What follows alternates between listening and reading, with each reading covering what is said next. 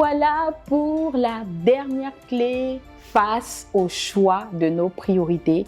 Comment les fixer, comment les reconnaître. C'est très facile de choisir entre le bien et le mal parce que le mal se distingue directement et spontanément du bien.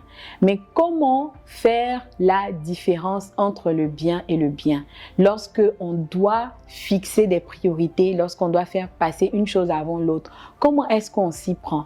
Nous avons déjà parlé de 2 clés. La première, c'était de toujours mettre Dieu en premier.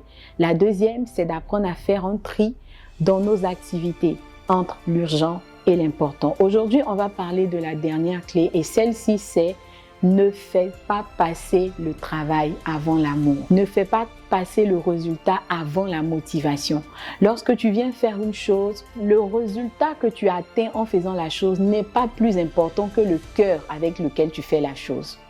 Lorsque tu prépares à manger pour ta famille, ça peut être fatigant, ça peut être harassant, mais le fait de préparer le repas et le jeter sur la table en mode « je suis fatigué, j'ai besoin de repos », n'est pas plus important que l'amour avec lequel tu cuisines pour tes enfants et pour ton mari.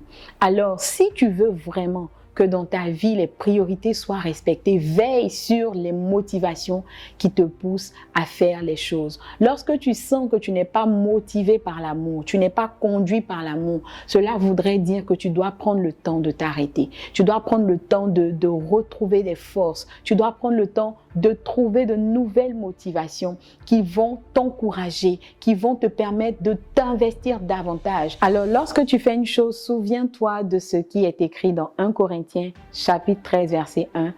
Lorsqu'une personne fait une chose sans amour, elle est comme une cymbale qui retentit. Dieu s'intéresse aux résultats que tu produis, mais il est encore plus par la motivation et l'amour avec lequel tu fais les choses que tu fais. Alors, si tu veux reconnaître et savoir positionner les priorités dans ta vie, ne fais pas passer le travail avant l'amour.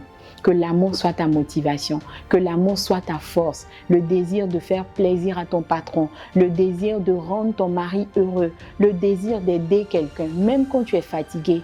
Analyse la force qui est à l'intérieur de toi. Fais attention à la motivation qui te porte, aux sentiments qui te portent, parce que c'est ce qui va valider les efforts que tu auras investis pour prendre cette décision. Alors, nous avons fini pour aujourd'hui et nous avons fini cette mini-série sur la sagesse pour fixer ses priorités. J'espère que tout au long de ces petits moments, tu as entendu quelque chose qui t'a aidé de manière pratique dans ta relation avec Dieu, dans ta vie de tous les jours, mais aussi dans tes rapports avec les autres. On se revoit la prochaine fois et n'oublie pas d'appliquer ce que tu entends.